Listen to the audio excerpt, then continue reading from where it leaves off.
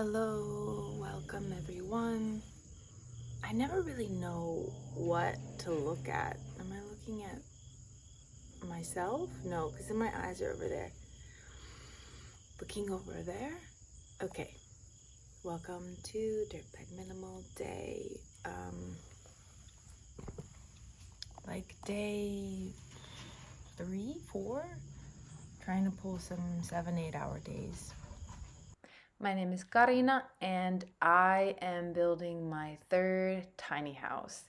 And this tiny house is 8.5 feet wide, which is sort of your normal tiny house as its road limit, by 20 feet long.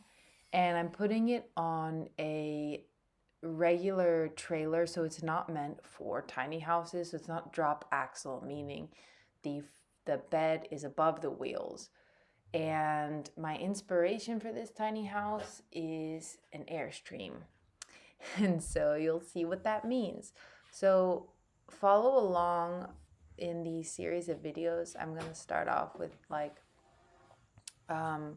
sort of showing the subfloor process, and then the framing in the walls, doing the walls, and then the interior.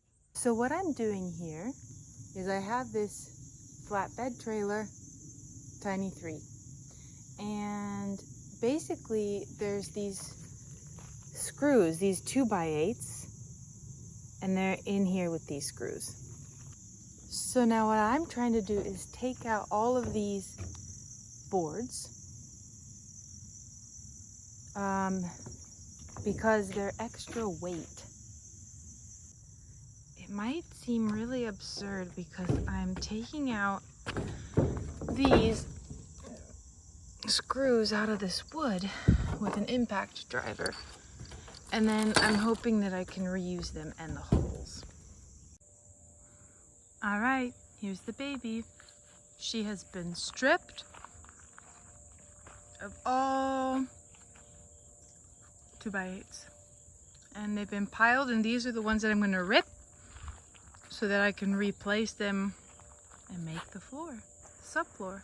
A good chop saw is one of my absolute favorite tools and very necessary for this step in making the subfloor and in making the walls. Today I'm trying to get the insulation in, subfloor finished. I don't know. The minivan is really underrated. Okay, look at all this shit. There's even more space. 22 2x4 by 10 footers. Honda Odyssey, if you want to sponsor Dirtbag Minimal, this would be a good time. My trailer that I thought I would use these, they turned out to be moldy. So I had to go to Lowe's to buy some more fresh 2x4s that I can put down on this.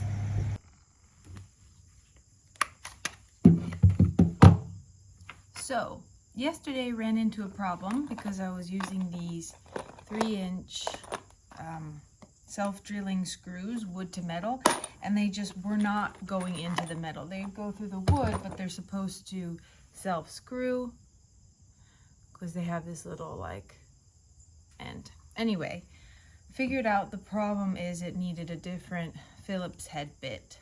So Lowe's twice a day. Lowe's, want to sponsor me? So have this nice DeWalt impact driver, which is a lot better than having a drill because this has way much more power in it. Take this new bit, stick it in there,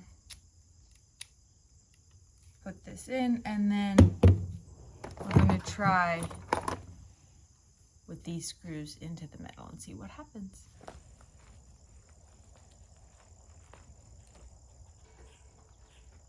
Yeah, baby! Ah, nope.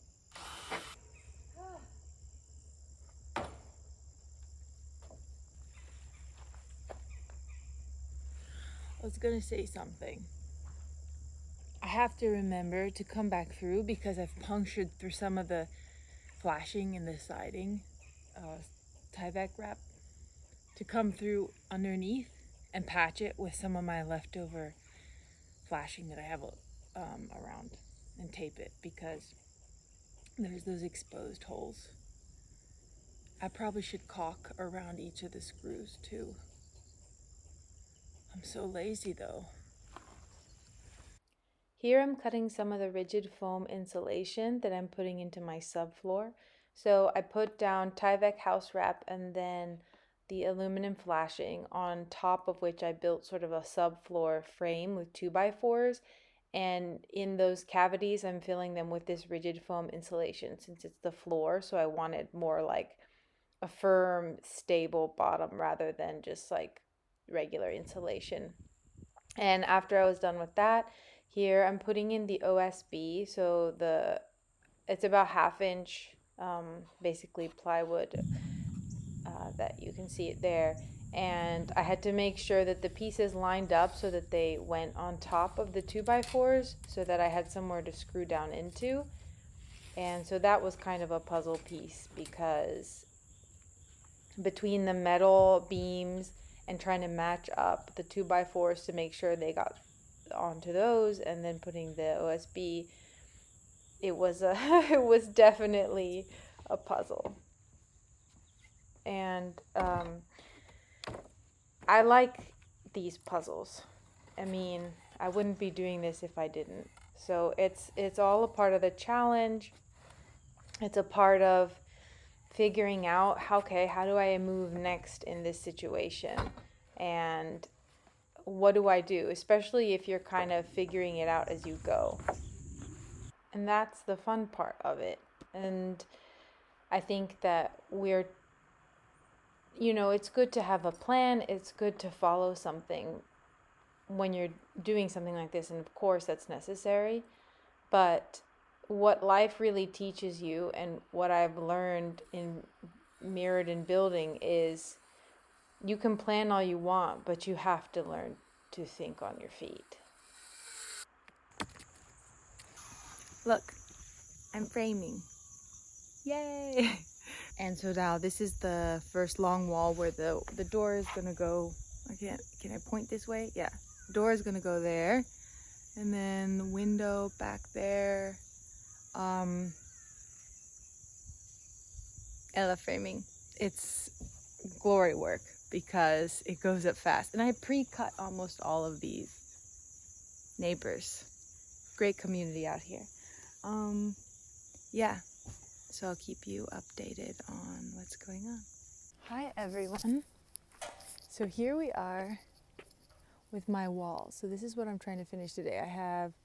Those are the long walls, and they're stacked up in 2 pieces each so that I can make room to build these end walls. So I'm just finishing these. I got some of my rafters done down there.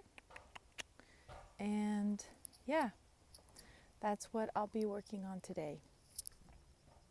It's a little bit slow process, but we'll get it done. That's it for the trailer and subfloor, and next video will be about my framing and walls up and siding and all that goodness. So stay tuned.